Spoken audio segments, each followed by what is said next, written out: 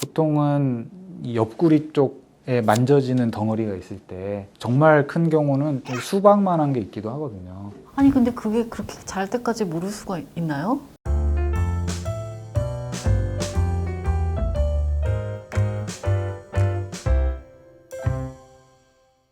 안녕하세요. 랜선 진료소 전은정입니다.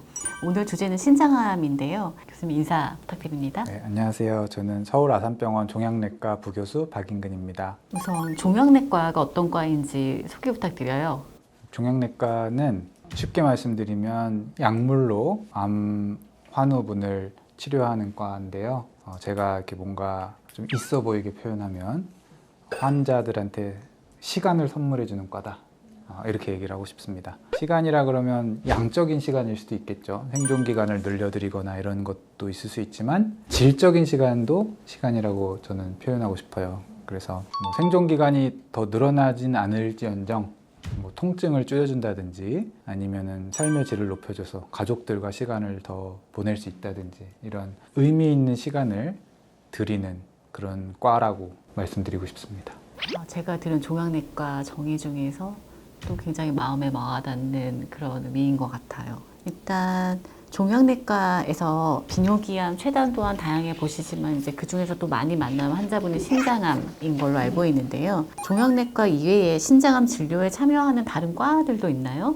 신장암뿐 아니라 대부분의 암에서 암 치료의 3대과 그러면은 종양내과, 그다음에 외과, 네, 수술을 그다음에 해주는 외과. 네. 방사선 종양학과 이렇게 세 개가 3대 암 치료에 들어갑니다. 그래서 신장암에서 종양내과 약물 치료를 담당한다면 비뇨의학과가 그 수술 쪽 파트를 담당하는 외과 파트고 방사선 치료는 방사선 종양학과라는 과가 있죠. 그 외에도 경우에 따라서 수술 규모가 되게 커질 때 혈관외과가 참여한다든지 흉부외과랑 같이 하는 경우도 있고요. 그다음에 뼈전이가 심하게 왔을 때 정형외과, 뇌전이가 있을 때 신경외과 이런 데 관여하기도 하고 그다음에 꼭 의사랑 환자가 대면을 하지 않더라도 의사들이 일을 하고 있어요. 영상의학과라든지 병리과 또는 진단검사의학과 이런 선생님들이 굉장히 이제 보이지 않는 곳에서도 열심히 진료에 참여하고 계십니다. 이제 이렇게 많은 과가 연관이 되어 있다 보니까 다학제 진료가 되게 중요하다는 얘기가 나오는 것 같아요. 다학제 진료는 뭔지 좀 간단히 설명해 주실 수 있을까요? 다학제 진료의 뜻은 여러 개의 학제가 모여서 진료를 한다는 뜻이고요. 학제라는 거는 같은 질환을 다른 방법으로 치료하는 어떤 모임을 말하는 거예요.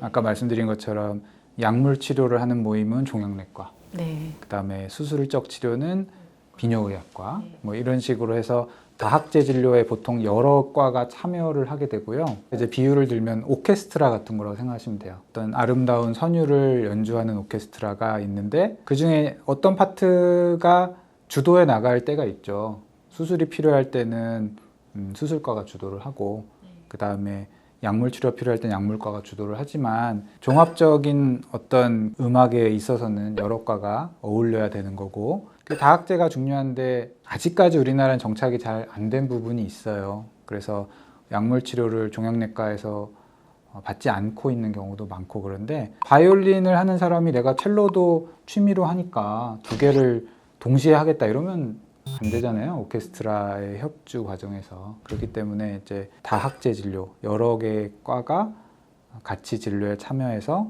전문적인 과의 진료를 받는 게 제일 중요하다. 네. 이렇게 말씀드리고 싶습니다. 다시 한번 정리를 하면 신장 환자들이 수술 받을 때는 그 비뇨의학과에 주로 가시고 이제 항암 치료를 받으실 경우에 항암제를 처방받을 때는 종양내과 선생님, 교수님 같은 분들을 만나게 되는 거인 거죠? 그게 가장 이상적이다라고 네. 말씀을 드립니다. 네. 직접 신장암 환자들을 치료하면서 느끼는 신장암이란 어떤 병인지 어떻게 느끼고 계신지 궁금해요. 신장암은 되게 좀 독특해요. 예측이 좀 어려운 경우가 많거든요. 그러니까 수술하면 보통은 어디서 재발할지 일반적으로는 예측이 좀 가능하거든요. 네. 가령 뭐 췌장암 같은 경우는 간이나 임파선 이런 데 잘 생기는데 신장암은 특히 좀 엉뚱한 데 가는 경우가 많아요. 어디 뭐 생기나요? 갑상선 재발을 한다거나 췌장에 간다든지 아니면 뼈전이를 하더라도 가령 발 끝에 간다거나 희한한 부위에 좀 많이 가고 그리고 수술하고 한 20년 있다 재발하거나, 그러니까 이제 되게 좀 약간 예상을 넘어가는 경우가 있고요. 그 다음에 경과가 되게 다양해요. 이분은 치료를 안 해도 전이성인데 한 2, 3년 그냥 있는 경우가 있어요, 암이. 가만히요? 더 커지지도 않고. 커지지도 않고. 그래서 이런 경우는 있나요? 치료를 안 하고 보기도 해요. 되게 이제 경험이 좀 많지 않은 분들은 네. 오자마자 치료를 바로 해버리는 경우가 있는데, 좀 이제 이런 사실을 알고 있으면은 이분은 치료를 좀 바로 안 하고 경과를 봐도 되겠다, 이렇게 생각하는 경우도 있어요. 그리고 또 반대로 엄청 빠르게 진행하는 경우도 있고, 그리고 또 특이한 거는 되게 암이 종류가 다양해요. 투명세포암이라는 게 가장 흔하긴 한데, 비투명세포암이라고 해서 유두상암이라든지 이런 게 있고, 또 유전성암도 꽤 있어요, 생각보다.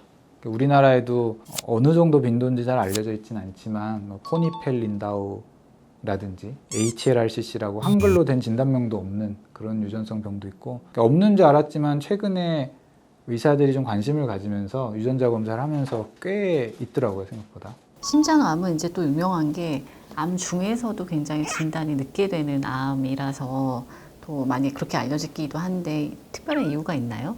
우선은 뭐 증상이 없죠. 증상이 없고. 근데 모든 암이 사실은 다 증상이 없어서 늦게 진단된다고 얘기하잖아요. 네. 뭐 자기가 침묵의 암이 아니라고 주장하는 암은 좀 못 봤는데, 사실 피부암이나 유방암이나 이런 몇 개 암을 제외하고는 대부분은 초기에는 증상이 없어요. 증상이 없고, 신장은 특히나 이 안에 감각이 없는 장기라서 종양이 꽤 커지기 전까지는 전혀 모르거든요. 그래서 초반에 뭐 0.5cm, 1cm 이럴 때는 검사를 하지 않는 이상 절대로 발견할 수는 없고요.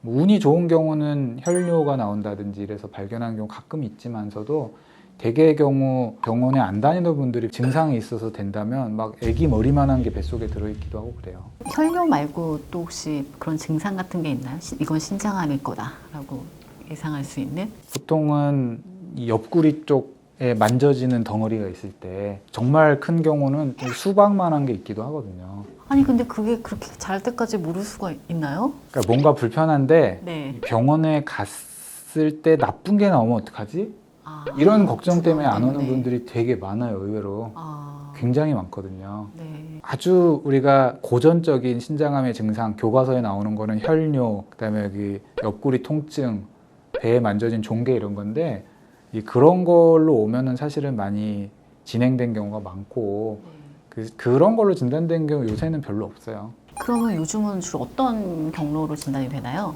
요새는 제가 생각하기에 가장 흔한 거는 그냥 우연히 발견된 거. 우연이요? 우연히. 다른 이유로 검사를 했는데 콩팥에 뭐가 있다더라. 그래서 검사해봤더니 신장암이네? 이런 경우가 많고요. 콩팥에 혹이 있는 경우는 사실 되게 흔해요. 저도 있어요, 저도 건강검진도 해봤더니 물혹이 있어서 가끔 초음파 해봐라, 그냥 그 정도인데, 신장암 같은 경우는 이게 물혹이 아니라 안에 약간 덩어리가 있는 혹 같은 거거든요. 그래서 이제 영상의학과에서 판독할 때 이게 신장암의 위험도가 어느 정도인지 주는 어떤 기준도 있고요. 네. 그래서 대개의 경우 요새는 우연히 발견된 경우가 제일 흔하다. 진행 정도에 따라서 이제 흔히 말하는 5년 생존율이 많이 달라지나요? 많이 다르죠. 많이 다르죠. 많이 다르고, 그러니까 크기로만 보진 않거든요. 신장암 같은 경우는 보통 1기, 2기 같은 경우는 크기로 나누는데요. 3기 정도가 되면은 신장암이 신장을 이제 바깥으로 뚫고 나가거나, 아니면 콩팥의 안쪽에 콩팥을 먹여 살린 혈관이 이렇게 들어가는 부위가 있어요. 그쪽을 파먹었냐 이런 거에 따라 좀 달라지고, 심지어는 이제 신장암이 혈관 안쪽으로 이렇게 타고 들어가가지고 막 심장까지 올라간 경우도 있어요. 그런 경우는 사실 수술도 되게 난이도가 높고 그럴 것 같아요. 재발도 되게 잘하겠죠. 그다음에 전이성암은 당연히 전이성암이니까 기본적인 개념은 전이가 있으면 완치가 안 된다는 그런 개념이라서요. 1기는 수술하면 대부분은 재발 안 하는 경우가 많다라는 거고, 2기, 3기 이렇게 되면서 재발률이 점점 올라간다 생각하시면 되고요. 재발률을 계산하는 점수가 있는데, 이제 그거에 따라서 이제 고위험군, 뭐 중등도 위험군 나누기도 하고, 그다음에 전이성의 경우는 전이성도 다 똑같진 않거든요. 전이성 같은 경우도 예우인자를 계산해서 예후 그룹을 나눠요. 이제 되게 좋은 예후 그룹, 중등도 예후 그룹, 되게 나쁜 예후 그룹 이런 식으로. 그래서 치료 방향도 조금씩 달라지고 생존 기간도 많이 차이가 납니다. 신장암 진단을 받은 분들을 위한 정보인데요. 좀 어떤 치료가 이루어지나요? 병기별로 조금 소개를 해주실 수 있을까요? 신장암은